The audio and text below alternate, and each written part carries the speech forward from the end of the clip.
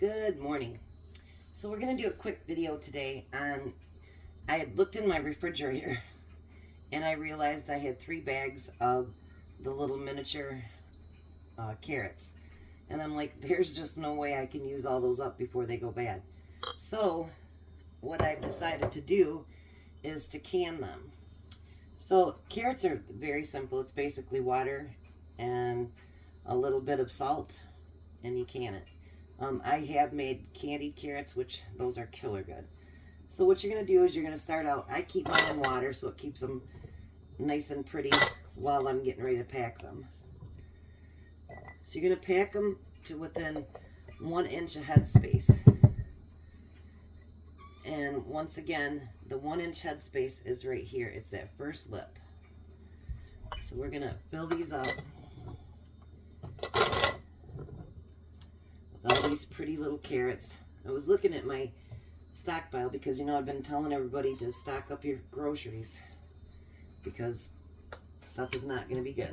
But anyway, and I realized that I don't have very many carrots or corn stocked up. I do have some frozen corn from last year in my freezer, corn on the cob. But, you know, you don't always want corn on the cob either, so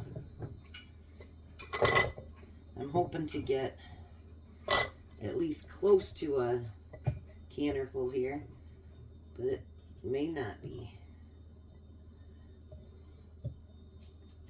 I'm going to do another quick video later in a few minutes.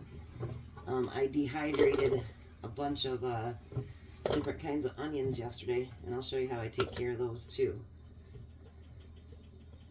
My goal is this year to dehydrate, freeze, or can everything so that there's no waste in our food. I just think it's horrible. We do waste tons of food a year if you just stop to look at what we do. You know, like I do have a little thing I set outside now so that I can do my leftovers, you know, anything that's vegetables, put it in there and make compost with it. Trying very hard not to waste any food at all because, first of all, it's very expensive to waste food. Second of all, you know, if there's a true food shortage, you're going to wish you didn't throw away that one little thing that you did. So now you're going to fill these up. And again, there's a towel underneath me because I am a messy cook. And I'm a messy canner too. So you want to get all those up to the 1 inch head space. And I thought I got everything out, and I know something now that I did not get out. I was trying to prepare, and it didn't work. Now, a lot of people will do this with hot jars, hot water, all that good stuff. I do not. Everything starts out cold. So now we're going to go through, and they suggest a teaspoon of salt, but I really don't like a lot of salt in my food. So I'm going to do a ½ teaspoon in every one of my jars. So you just sprinkle that on top. You can use canning salt. I choose to use the pink Himalayan salt. I do use canning salt for like pickles and stuff like that because I think it's more necessary, you know what I mean? So I do use that for that. And then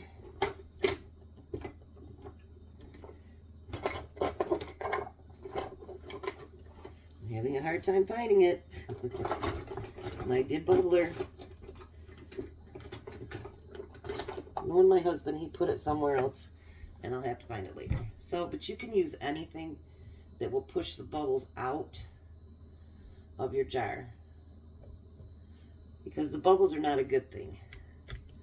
So you want to make sure, and that also lets you know if you need to add more water or if you need more head space, whatever it happens to be. It'll move them around a bit, and that's all right. Just push them back down.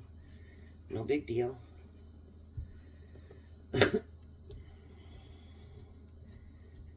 This weather is just taking its toll on my breathing and my congestion, I tell you. Can't decide what it wants to do. But I figured this will heat up the house today, so we've got the windows open and enjoy a little bit of that fresh air that we haven't been able to feel all what feels like forever in winter. Okay, so then what you want to do is, even if you've only used water and you haven't used a whole bunch of other stuff on it, you always want to make sure that you clean your lids. I do it with vinegar. If it's like got a milk product or something, you'd want to use water. You don't ever want to use vinegar. That would be gross. And it'll curdle your food.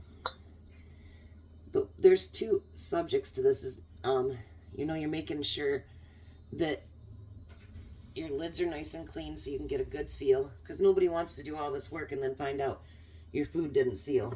That sucks.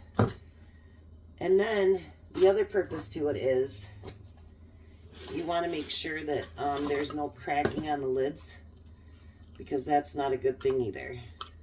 Now, if you notice, I have my jars, or my lids, they're in a Pringles container, because I can store approximately, I think, 9 or 10 boxes of lids in that small area. Now, let's see here. 1, 2, 3.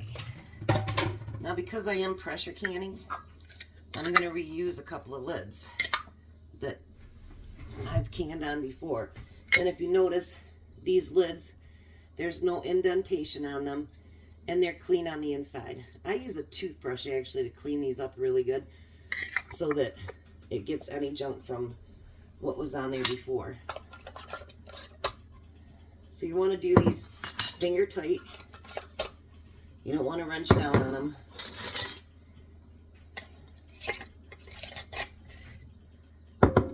Because that won't help with your seal at all. I think this is great. I've got 6 jars that'll end up in my stockpile of food, and it's not going to waste in the refrigerator. Alright, so then what you want to do is, I'll bring you along with me until I learn how to do this better.